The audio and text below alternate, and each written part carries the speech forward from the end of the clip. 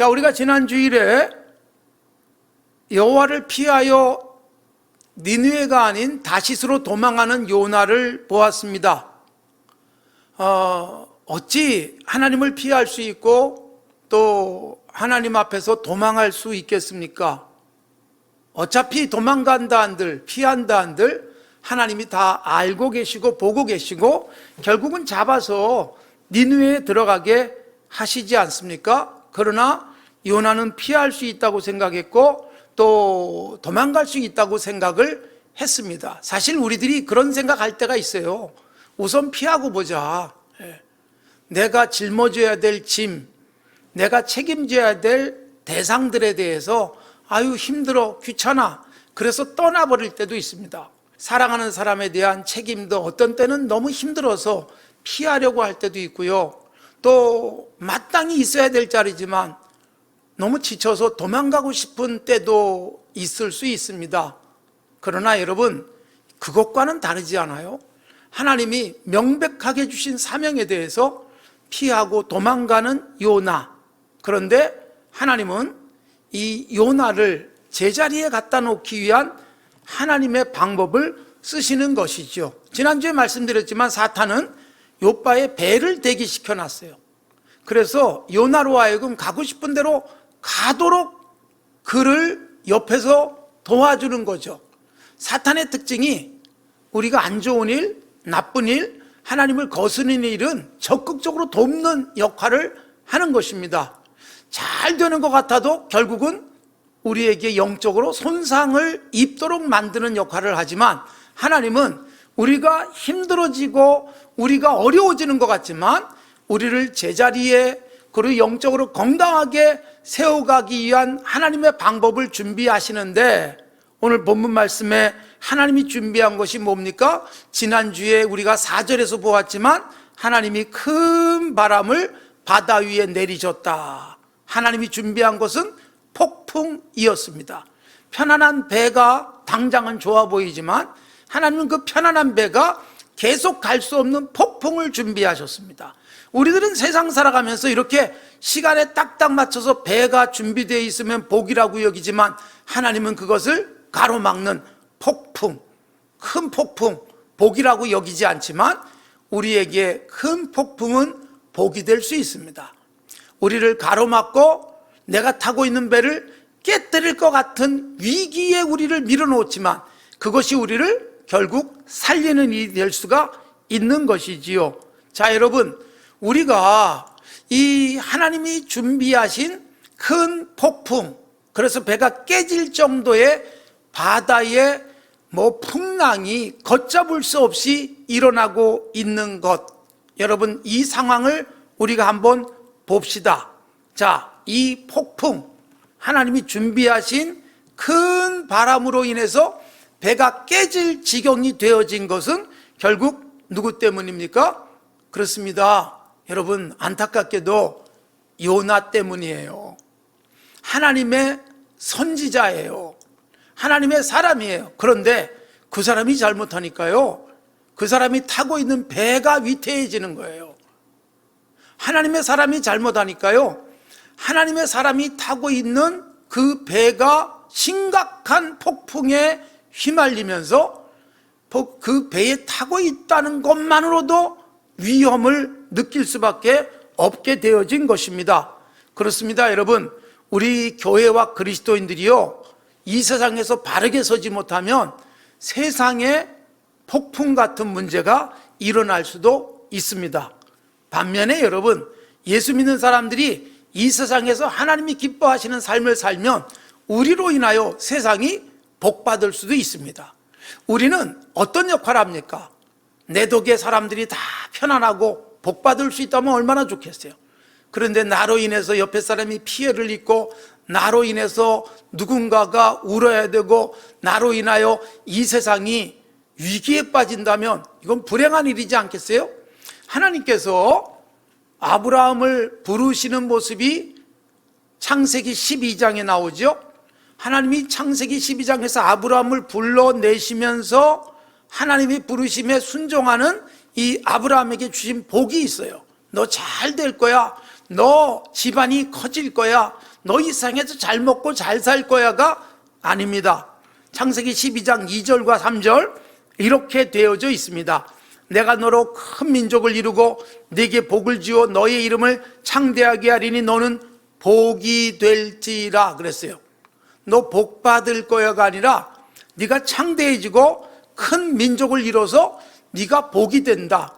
네가 복이라는 말의 의미는 복 받을 거야가 아니라 네가 복이 돼서 사람들에게 복을 나눠주는 역할을 강조한 것입니다. 3절에 이어지는 말씀, 너를 축복하는 자에게 내가 복을 내리고 너를 저주하는 자에게 내가 저주하리니 땅의 모든 족속이 너로 말미암아 복을 얻을 것이다 그랬어요. 하나님이 아브라함은 철저하게 보호하세요. 그러나 아브라함이 세상 속에서의 역할은 뭐냐?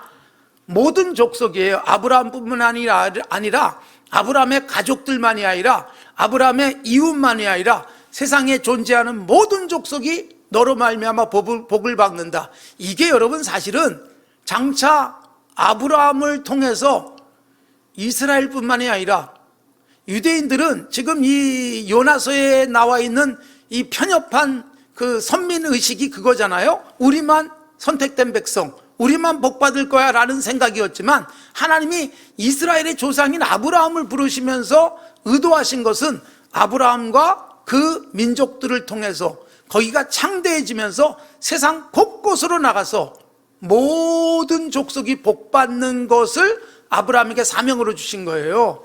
그래서 아브라함이나 아브라함의 후손들은 우리만 잘 먹고 잘 살면 돼가 아닙니다. 우리를 통해서 주변이 복받아야 될 텐데, 우리를 통해서 저 지구 반대편도 복받아야 될 텐데 이런 생각을 하기를 원하신 것이고요. 그리고 아브라함이 창세기 22장으로 가면 이삭을 하나님 앞에 드리는 아주 놀라운 믿음의 성장을 보여주죠.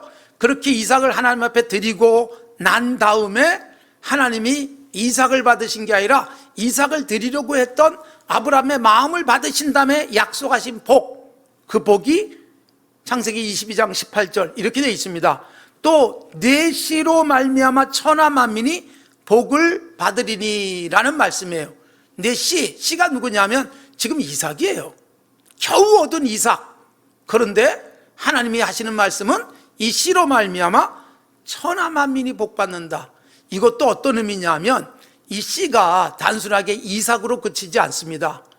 이삭 그 이후로 쭉 이어지면서 아브라함과 다윗의 자손 예수 그리스도, 마태복음 1장 1절에 나오는 예수 그리스도가 진정한 의미의 아브라함의 씨예요. 그래서 아브라함을 통해서 태어날 예수 그리스도를 통해서 천하 만민이 복받는다. 그래서 예수님이 이 땅에 오시고 난 다음에 예수님은 이스라엘 백성만 위해서 오신 게 아니잖아요. 예수님이 사마리아에도 갑니다. 이스라엘 백성이 싫어하는.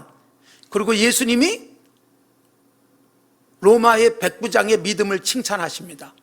그리고 예수님이 제자들에게 주신 마지막 명령 속의 사명이 뭐예요? 예루살렘뿐만이 아니다, 유대만이 아니다, 사마리아로 가라. 그리고 온 세상, 결국 땅끝까지 가라. 그래서 예수님이 온 세상에 전파되면서 모든 민족이 복받는 것이 하나님께서 주신 약속이고 이스라엘 백성들에게 주신 비전이었던 것입니다. 그래서 그리스도인은 나로 인해서 주변에 있는 사람들이 복받고, 그리고 내 자녀들을 통해서 세상 사람들이 복받는 꿈을 꾸는 거예요. 우리들이 자녀를 키우면서 이런 이기적인 기도를 할 수 있어요. 내 자녀가 잘 되고 잘 먹고, 내 자녀가 여유롭고, 내 자녀가 막 힘을 갖고. 그런데 여러분, 하나님이 원하시는 건 그게 아니라 내 자녀가 갖고 있는 힘이 있다면 그 힘을 통해서 주변에 있는 사람들이 위로를 받고 유익을 얻고, 그리고 온 세상을 더 잘 살게 만드는 사명, 우리와 우리의 자손들을 통해서 온 세상이 복받기를 원하고 실제로 나를 통해서 복받게 만들어야 되는 것이 그리스도인의 사명인데, 요나가, 하나님의 선민인 요나가, 하나님의 선지자인 요나가 뭐래요?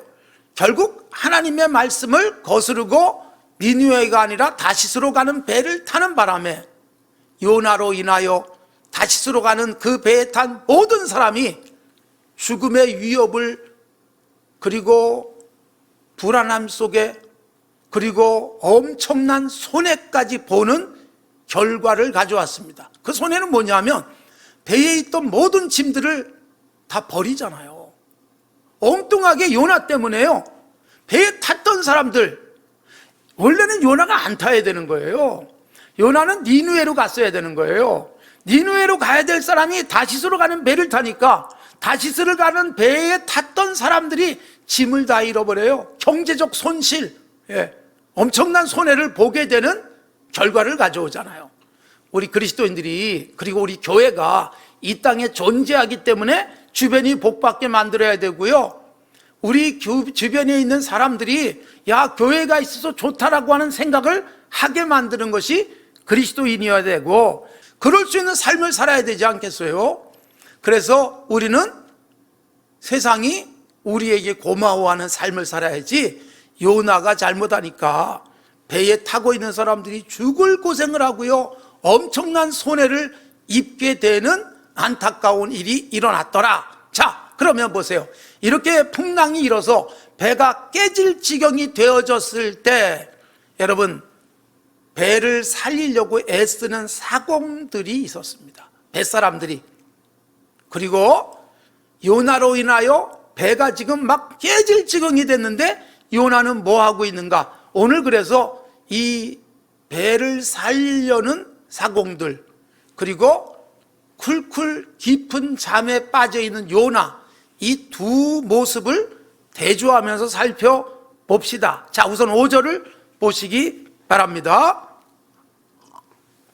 자, 5절을 보면 사공들이 두려워하여. 그래서 여러분, 사공들이 두려워했다는 말은 무슨 얘기냐면 이 사람들은 바다를 늘 항해하던 사람들이에요.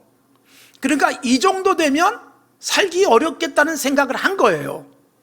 그냥 승객이 두려워한 게 아니라 경험이 많은 사람들이 이 정도면 정말 큰일이다, 두려움에 빠진 거죠. 그 정도의 위기가 이 바다에 일어난 것입니다.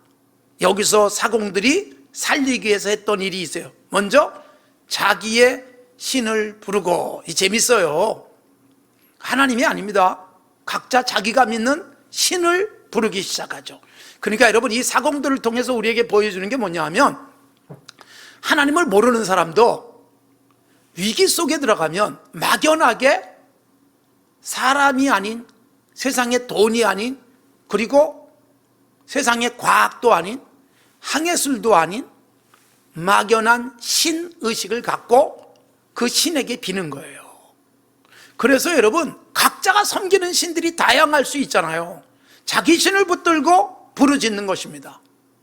이것이 인간의 약함, 인간의 한계 앞에서 인간이 할 수 있는 가장 최선의 태도인지도 몰라요. 이건 사람은 해결 못해. 이건 신이라야 할 수 있는 거야. 우리가 아무리 항해 기술이 있고, 그리고 배를 타고 다니면서 이런 걸 극복했던 경험이 아무리 많아도 이 상황에서는 인간이 못한다는 생각을 갖고 있는 사공들의 태도. 또 하나는 뭐예요? 배를 가볍게 하라고 아까 말씀드린 대로 물건들을 바다에 다 던져버리더라. 이것이 사공들이 했던 일이에요. 그 다음에 우리가, 여러분, 어찌 이것뿐이겠습니까? 이들이 어떻게 하든 배를 살리기 위한 온갖 노력을 하지 않았을까요? 그래서 여러분, 이들의 노력 우선 귀합니다. 이런 모습에 우리는 박수를 보내줘야 돼요. 사공들이 자기들만 사는 게 아니라 배에 탄 사람의 생명도 책임지고 있는데, 이들이 여러분 신을 부르고, 그리고 배가 어떻게 하면 안전할까 연구해 가면서 노력하고 있는 태도, 이거 정말 귀한 일입니다. 저는요, 예수를 믿건 안 믿건 이 세상 살아가는 사람들이 어떻게든 살아가기 위해서 애쓰는 모습을 보면 늘 감동을 받습니다. 코로나라고 하는 풍랑 속에서 여러분이 타고 있는 배를 살리려고 얼마나 지쳐 있습니까? 하나님 부르시고, 그리고 열심히 살면서 하나님이 위로하시고 하나님이 수고의 열매를 거두게 하시는 날이 반드시 올 줄로 믿습니다. 자, 사공들의 이런 수고. 그런데 여러분, 이때 풍랑을 가져온 원인인 요나는 뭘 하고 있다고요? 5절 끝에 이렇게 되어 있습니다. 그러나 사공들은 자기 신을 부르고 사공들은 짐을 바다에 버려서라도 배를 살리려고 애쓰는데, 그러나 요나는 배 밑층에 내려가 누워 깊이 잠자고 있습니다. 참, 여러분, 풍랑을 가져다 준 요나는 세상 여러분 태평이에요. 잠자고 있어요. 이런 정말 배가 깨질 정도의 위기 속에서 잠자는 거 보면 또 신기해요. 야, 이게 어떻게 잠이 오나? 롤링이 얼마나 심할까? 그리고 정말 막 아우성치고, 그리고 바람 소리에 파도 소리에, 그런데 그 소리 다 안 듣고 배 제일 밑바닥에 가서 잠자고 있습니다. 이 무책임한 선지자, 이 무책임한 하나님의 백성, 이 한가한 형편에 빠져 있는 요나.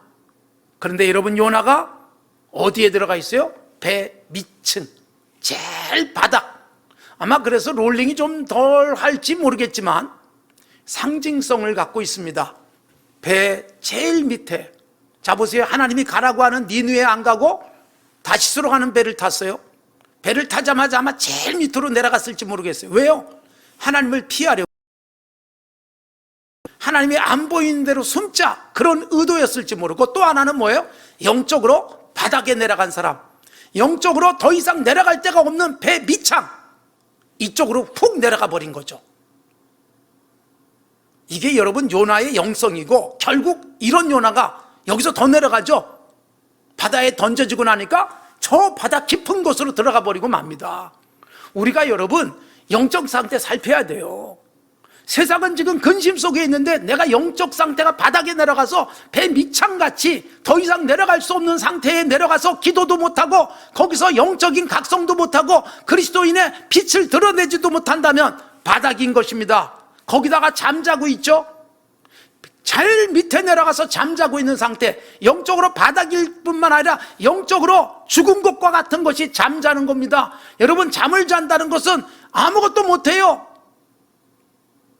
죽은 상태와 다르지 않은 것을 의미하고 있습니다. 여러분, 우리가 영적으로 깨어 있어야 될 때 잠잔다면 심각한 겁니다. 내가 죽은 것과 다르지 않습니다. 다윗은 시편 13편에서 이렇게 하나님께 노래하고 있습니다. 오 하나님이여, 나의 눈을 밝히소서. 두렵건대 내가 사망의 잠을 잘까 하나이다.